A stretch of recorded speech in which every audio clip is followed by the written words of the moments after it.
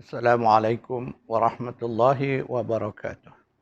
A'udzu billahi minasyaitonir rajim. Alhamdulillahi rabbil alamin wassalatu wassalamu ala asyrafil anbiya'i wal mursalin wa ala alihi wa sahbihi ajma'in. Allahumma anfa'na bima 'allamtana wa 'allimna ma yanfa'una wa zidna 'ilma. Subhanaka la 'ilma lana illa ma 'allamtana innaka antal alimul hakim. Allahumma Alhamdulillah, syukurulillah. Kita masih lagi berkesempatan untuk mentadabur surah Al-Mulk, surah 67, berdasarkan kepada buku Kerajaan Allah. Tuan-tuan perempuan yang memiliki buku ini, kuliah kita hari ini berada di halaman 217. Kita masih mentadabur ayat 22 dari surah Al-Mulk. A'udzubillahi minasyaitonirrajim. أفمن يمشي مكبا على وجهه أهدى أمن يمشي سويا أمن يمشي سويا على صراط مستقيم. Adakah orang yang berjalan melalui jalan yang tidak betul yang menyebabkan dia selalu jatuh tersungkur di atas mukanya boleh mendapat hidayah, atau orang yang berjalan tegak betul melalui jalan yang lurus?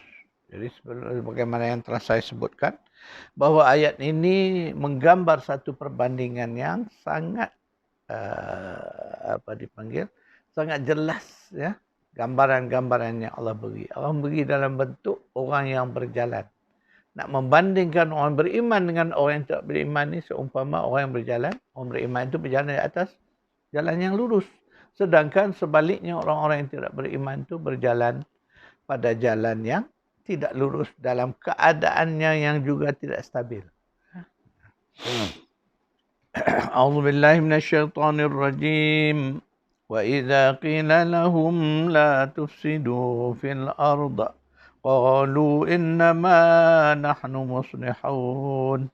Ala innahum humul mufsidun walakin la yash'urun.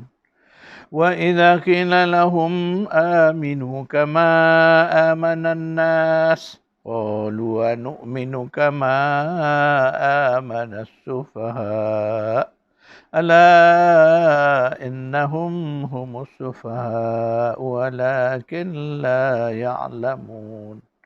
Dan apabila dikatakan kepada mereka, janganlah kamu melakukan kerosakan di muka bumi, mereka menjawab, sesungguhnya kami ini orang-orang yang baik, yang membuat kebaikan. Ala innahum humul mufsidun. Tahuilah bahawa sesungguhnya mereka itulah orang-orang yang sebenar-benarnya melakukan kerosakan. Walakin la yash'urun. Akan tetapi mereka tidak menyadarinya.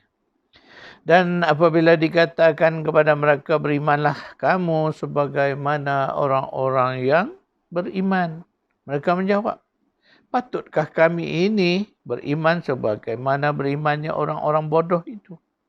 Ketahuilah sesungguhnya mereka lah orang-orang yang bodoh, tetapi mereka tidak mengetahui hakikat kebodohan mereka.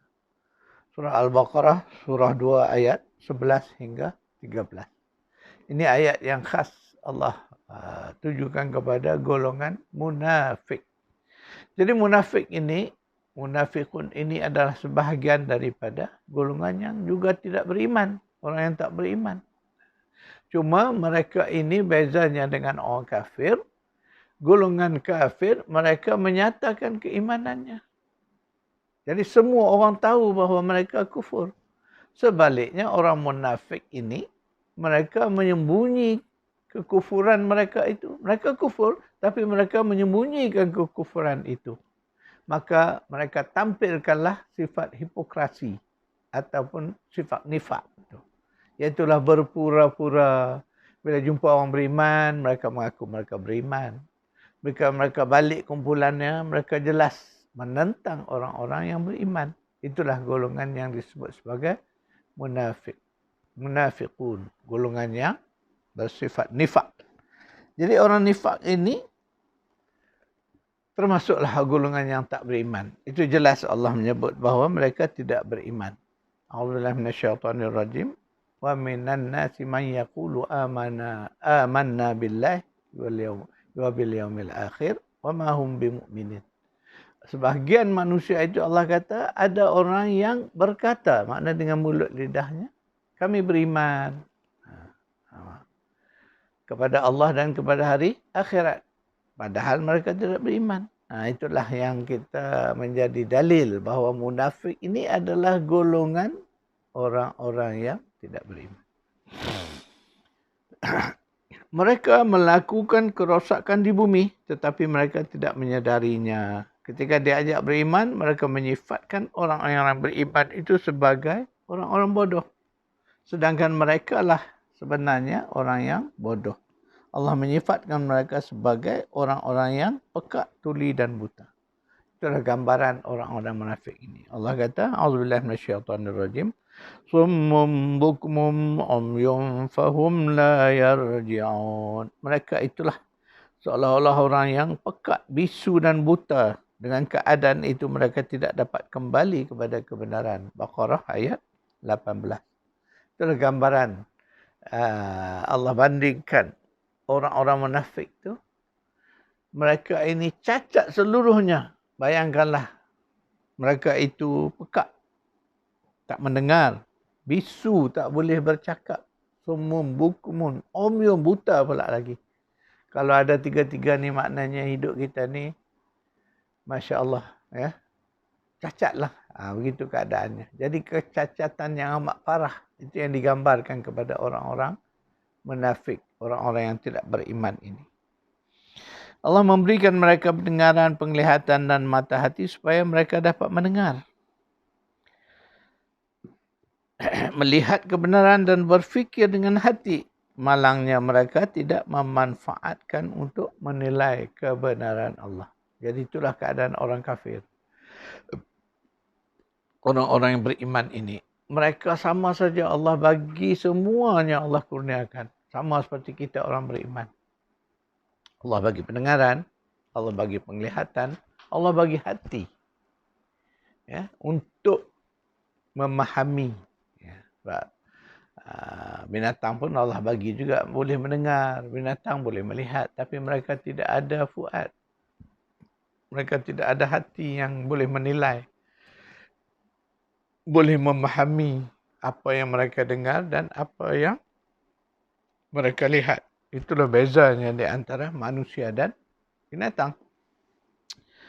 A'udzubillahi minasyaitonirrajim. Wa huwa allazi ansha'a lakumus sam'a wal absara wal af'idah qalilan ma tashkurun.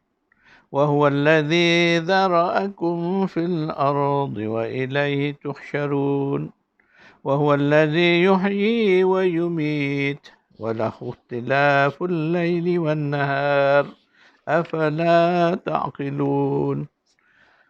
Dan dialah yang juga telah mengadakan bagi kamu pendengaran, penglihatan serta hati untuk kamu bersyukur, tetapi amatlah sedikit kamu yang bersyukur.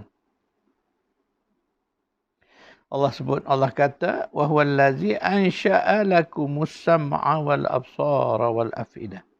Ini ayat yang bentuknya begini, ayat ulang berkali-kali dalam Al-Quran, bukan pada satu tempat.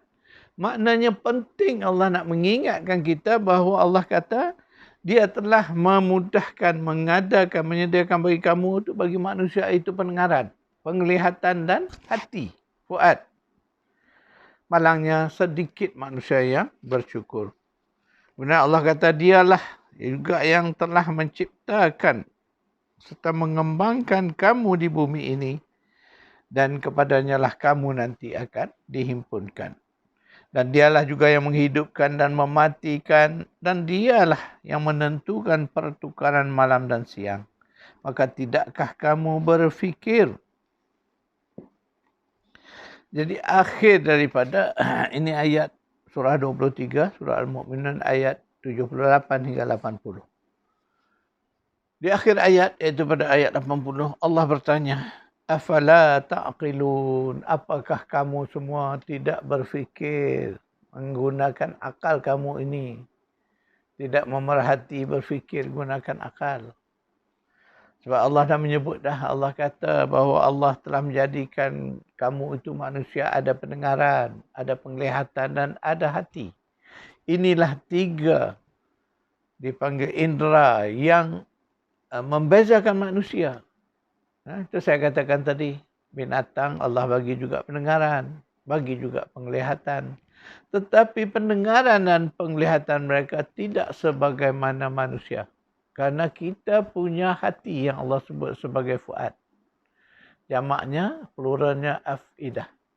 Jadi dengan hati itu, manusia dapat menilai apa yang mereka dengar, dapat menilai apa yang mereka lihat. Malah hati itu adalah suatu wujud kerohanian. Ya? Wujud yang dapat berhubung terus dengan Allah Subhanahu Wa Taala. Sebab itulah kita orang beriman ini, kita mendengar tidak sekadar mendengar, tetapi disebut sebagai mendengar kata. Jadi orang beriman ni bila dia dengar ayat-ayat Allah, maka lafaznya ialah sami'na wa ata'na. Kami dengar, kami taat kepada Engkau ya Allah. Itulah sifat kita sebagai manusia yang punya hati ini. Kita faham apa yang kita dengar. Bila kalimah yang kita dengar itu kalimah perintah dari Allah, maka kita menjawab, meresponnya, sami'na wa ata'na. Kami dengar ya Allah dan kami taat patuh kepada apa yang kami dengar. Itulah berbeza. Sebaliknya orang-orang kafir, sebahagian mereka tak pun mendengar. Kerana mereka tidak mahu mendengar Al-Quran, tidak mahu mendengar ajaran-ajaran yang dibawa oleh para rasul. Malahan andainya mereka mendengar pun, mereka berkata, sami'na wa asaina. Kami dengar tapi kami lawan, kami bantah, kami ingkar. Itulah sifat orang-orang yang tidak beriman. Biasanya di situ. Mendengar tetap mendengar, tapi kita yang beriman ini mendengar dan taat. Sami'na wa ata'na. Sedangkan orang kafir, sebahagian mereka dengar, tapi tak mau taat, maka mereka maksiat, mana menentang.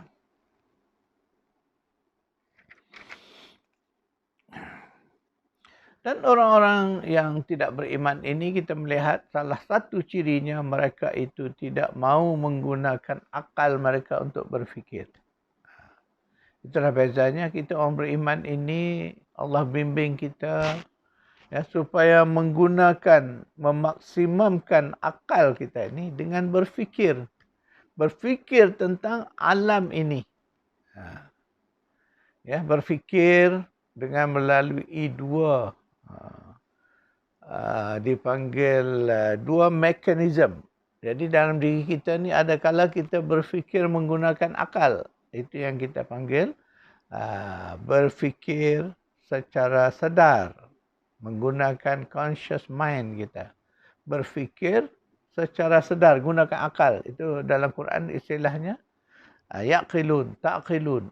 Itu Allah pakai kalimah tu. Afala taqilun, apakah kamu tidak berfikir dengan akal? Dan ada kalanya Allah menyebut kalimah afala tatafakkarun, apakah kamu tidak berfikir juga? Tetapi tatafakkarun itu berfikir menggunakan hati. Jadi hati ini adalah satu mekanisme yang dipanggil subconscious mind. Makna fikiran bawah sedar. Kita ada dua fikiran. Fikiran sedar, conscious mind, akal kita. Satu lagi fikiran bawah sedar atau subconscious mind. Itulah yang dikatakan hati, fuad. Jadi sebab itulah Allah mengaitkan fuad. Dikaitkan dengan pendengaran dan penglihatan tadi. Jadi fuad itu dia berfikir tetapi dia menggunakan mekanisme hati. Jadi berfikir di bawah sedar ini, mekanismenya ialah percaya, belief. Itu kalau kita belajar psikologi pun, fakta yang dia beri sama. Sebab itu Al-Quran membezakan. Ya, tafakkur dengan ta'kul. Ta'kul kita berfikir dengan logik akal. Tafakkur kita berfikir menggunakan hati kita. Jadi kedua-duanya kita gunakan dalam hidup kita, tetapi sebagai orang awam ni, yang kita tak belajar, tak mendalami psikologi ni, kita tak dapat membezakan ketika mana kita berfikir secara ta'akul, ketika mana pula kita berfikir secara tafakkur. Jadi ada beza dia. Tuan-tuan dan puan, ketika mana saya melihat penggunaan ayat-ayat Al-Quran ini menggunakan ayat-ayat kalimah yang tepat. Sebab itu Allah membezakan ta'akul dengan tafakkur berbeza. Jadi di situlah kita kena mendalami dia. Maka barulah kita dapat melihat.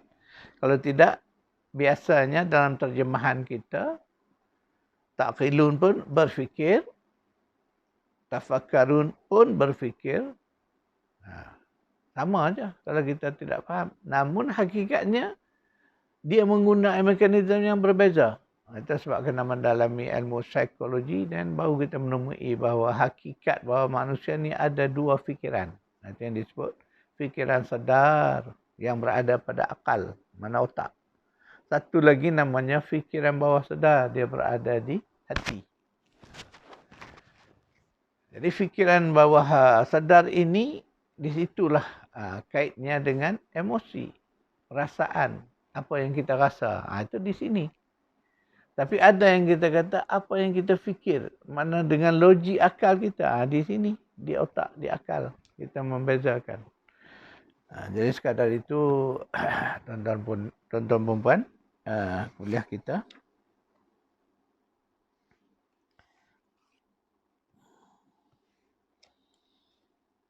InsyaAllah saya akan buat nota kuliah kita hari ini.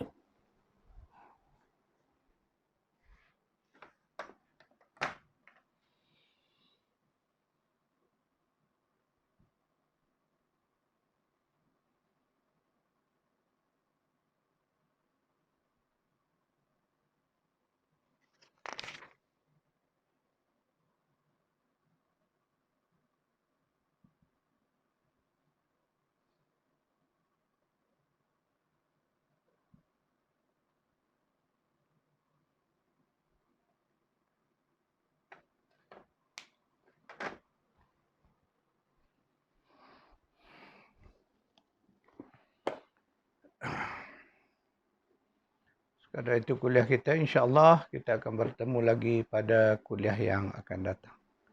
A'udzubillahi minasyaitonirrajim. Allahumma rabbana atina fid dunya hasanah wa fil akhirati hasanah wa qina azabannar. Sallallahu ala Muhammad wa ala ali Muhammad walhamdulillahi rabbil alamin.